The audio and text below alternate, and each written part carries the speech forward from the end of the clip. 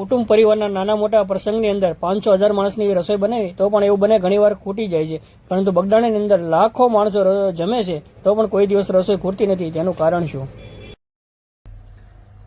બાપા બગદાણામાં રહેતા એ વખતે બાપુ ભજન બહુ કરે, સાધુ ભજન જ કરે, સમજી જો. અને ના લોકો આવે ને એટલે બધા ગાળું બહુ દેતા બધાને, એટલે હુંકરા દેતા, સાધુ સમજી લો. બધાને એમ થાય કે આ બાપુ ગાળું દે છે, પણ ગાળું હુંકરા દે એને ભજન ન થાય. એટલે એને હાજર ભજન કરવું હોય અને લોકોને આવે. અને એ વખતે બાપાનું ભજન, બાપાએ ભજન બહુ કર્યું.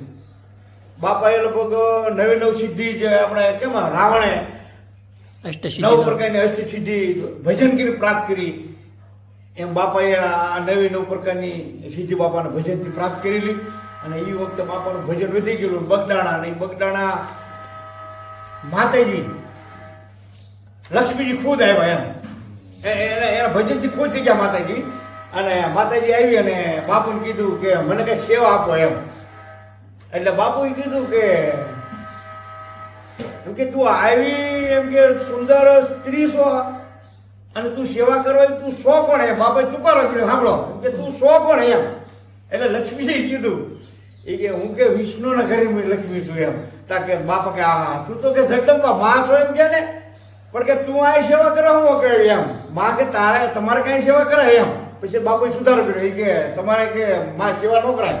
મને કે નહીં કે બાપુ મને કાંઈક સેવા આપો એમ, હું તમારા ભજનથી ખુશ થઈ ગઈ છું. એટલે એ વખતે બાપાએ કીધેલું એ કે મારે કે પેટી નથી, પટાણો નથી, કોઈ કબાટ રાખતું નથી, પણ માં જો તમે સેવા જ કરવા આવ્યા હો તો અહીંયા રસોડામાં જાઓ અન્નપૂર્ણા બની. અને એ વખતે માતાજી અન્નપૂર્ણા બની રસોડામાં ગયા. અને અત્યારે હાલની અંદર તમે બગદાણા જાઓ ને, હાલમાં કદાચ 2000 માણસ હોય, 1000 હોય. આપણા ઘરે માનો કે ખાલી એક ધાન હોય, ખાલી 500 માણસ રસોડું હોય તો આપણે સ્વામીના કેટલી મહેનત કરવી, એક ખાલી ધાન હોય.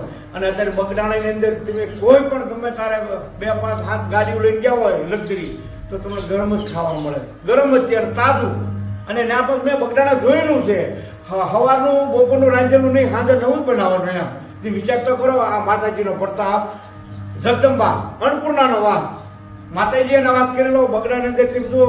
અને અમુક પૂનમ હોય ત્યારે 50-50 હજાર લાખ માણસ તમે વિચાર તો કરો બગડાની અંદર.